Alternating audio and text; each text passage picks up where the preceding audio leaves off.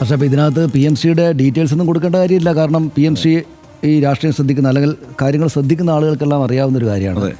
എൻ്റെ ഒരു തോന്നൽ, ഞാൻ നേരത്തെയും പറഞ്ഞിട്ടുണ്ട്, UDF സർക്കാർ PMC ഒപ്പിടും എന്നാണ്. രാജ്യത്താകെ തന്നെ ഇപ്പോൾ തമിഴ്നാട് മാത്രമേ ഒപ്പിടാതെ ഉള്ളൂ. തമിഴ്നാട്, ബംഗാൾ, കേരളം എന്നിവരായിരുന്നു. ബംഗാൾ ഒപ്പിട്ട് കഴിഞ്ഞു, തമിഴ്നാട് റെസിസ്റ്റ് ചെയ്ത് നിൽക്കുകയാണ്. കേരളത്തിൽ ആകെപ്പാടെ കൺഫ്യൂഷനാണ്. കേരളത്തിൽ UDF സർക്കാർ ഒപ്പിടുമെന്നാണ് ഞാൻ വിചാരിക്കുന്നത്. ഹർഷൻ എന്താ തോന്നുന്നത്?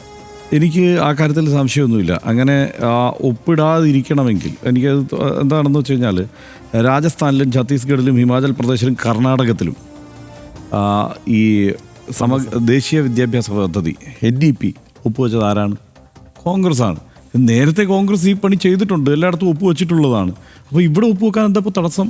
കോൺഗ്രസിന് എന്താണ് ഇവിടെ തടസ്സം? ഈ സംസ്ഥാനങ്ങളിലെല്ലാം ഈ പറഞ്ഞ, അതായത് PM ശ്രീ നടപ്പാക്കിയാൽ ദേശീയ വിദ്യാഭ്യാസ പദ്ധതിയിലേക്ക് പോകേണ്ടി വരില്ലേ? അതുകൊണ്ട് ഒരു കാരണവശാലും ഒപ്പുവെച്ച് കൂടാ എന്ന് കേരളത്തിൽ ഇവരെല്ലാം കൂടെ സമരം ചെയ്യുകയും ബഹളം വെക്കുകയും ചെയ്തതാണ്. അന്നേ നമ്മൾ പറഞ്ഞതാണ്. അതായത് ഇത് ഇവിടെ പറയുന്നതിൽ എന്ത് യുക്തിയാണുള്ളത്? കാരണം കോൺഗ്രസ് നേരത്തെ തന്നെ ദേശീയ വിദ്യാഭ്യാസ പദ്ധതിയിൽ ഒപ്പുവെച്ച് കഴിഞ്ഞതാണ് പല സംസ്ഥാനങ്ങളിലും. അതായത് PM ശ്രീ നടപ്പാക്കുന്നതിന് മുമ്പ്, PM ശ്രീക്ക് മുമ്പ് ദേശീയ വിദ്യാഭ്യാസ പദ്ധതിയിൽ ഒപ്പുവെച്ച കോൺഗ്രസിന് പിന്നെ PM ശ്രീ ഒപ്പുവെക്കുന്നതിന് എന്താണ് തടസ്സം? എനിക്ക് മനസ്സിലായിട്ടേ ഇല്ല കാര്യത്തിൽ. അപ്പോൾ എന്താണ് കേന്ദ്ര സർക്കാർ സ്വീകരിച്ച സമീപനം? കേരളത്തോടും സമീകരിച്ച സമീപനം എന്താണ്?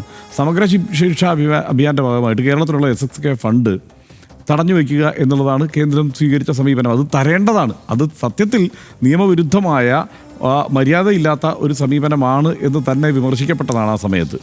അപ്പോൾ അത് ശരിയല്ല. കാരണം കേരളത്തിന് തരേണ്ട ഫണ്ടാണ്, അത് വേറെ ഫണ്ടാണ്, PM ശ്രീ അല്ലല്ലോ. മാത്രമല്ല, ഈ കേരളം എന്തായാലും ദേശീയ വിദ്യാഭ്യാസ നയത്തിൽ ഒപ്പുവെച്ചിട്ടില്ല, ആ പദ്ധതിയുടെ ഭാഗമായിട്ടില്ല.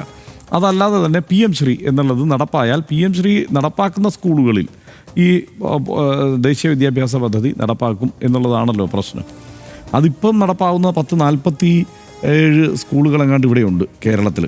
47 സ്കൂളുകളുണ്ട് ആ ഫണ്ട് ലഭിക്കുന്നത്. അത് ഈ പറയുന്ന കേന്ദ്രീയ വിദ്യാലയങ്ങളും നവോദയ വിദ്യാലയങ്ങളും ഒക്കെ ഉൾപ്പെടുന്ന സ്കൂളുകളാണ്. ബാക്കി സ്കൂളുകൾ വന്നാലും പരമാവധി ഈ പറയുന്ന 100-300 സ്കൂളുകൾക്ക് താഴെയുള്ള സ്കൂളുകളുടെ എണ്ണത്തിലാണ് 172 സ്കൂളുകളാണ്. അതുതന്നെ ഏതാണ്ട് ഇത് വരാൻ സാധ്യതയുള്ള സ്കൂളുകൾ. അത് ഈ 47 പ്ലസ് ഈ 172 സ്കൂളുകൾ, അങ്ങനെയാണ് അത് വരാൻ സാധ്യതയുള്ളത്. അതായത് ബാക്കി എല്ലാ ഫണ്ടും തടഞ്ഞു വയ്ക്കുക. ഇത് ഈ വിഷയത്തിൽ മാത്രമല്ലല്ലോ സംഭവിച്ചിട്ടുള്ളത്. ആരോഗ്യവകുപ്പിൻ്റെ കാര്യത്തിൽ നമ്മൾ കണ്ടതാണ് കേന്ദ്ര ഫണ്ട് തടഞ്ഞു വയ്ക്കുന്ന സമീപനം. ഇപ്പോൾ ഭവന നിർമ്മാണ പദ്ധതികളുമായി ബന്ധപ്പെട്ട്, ലൈഫുമൊക്കെയായി ബന്ധപ്പെട്ട് അതിന് കേന്ദ്രത്തിൻ്റെ ഫണ്ട് അനുവദിക്കുന്നതുമായി ബന്ധപ്പെട്ട് ഇതേ തർക്കങ്ങൾ ഉണ്ടായതാണ്.